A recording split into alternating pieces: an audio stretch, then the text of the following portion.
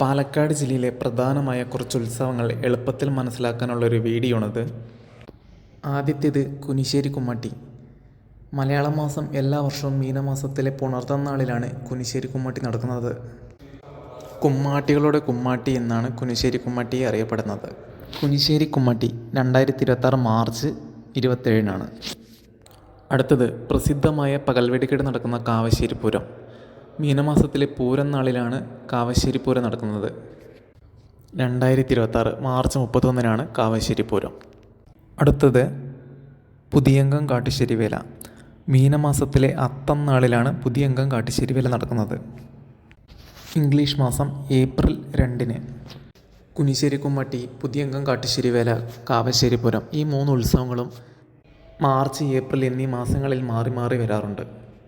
അടുത്തത് പ്രസിദ്ധമായ വെടിക്കെട്ടും വേലകളുടെ വേല എന്നറിയപ്പെടുന്ന നെന്മാറ വല്ലങ്ങി വേല. മീനം 20-നാണ് നടക്കുന്നത്. ഈ വർഷം ഏപ്രിൽ 3-നാണ്. അടുത്തത് കണ്ണമ്പ്ര വേല.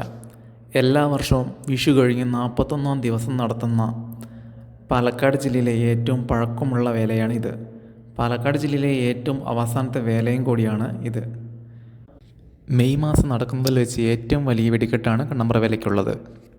ഇംഗ്ലീഷ് മാസം 24 അല്ലെങ്കിൽ 25 തീയതികളിലാണ് കണ്ണമ്പ്ര വേല നടക്കാറുള്ളത്.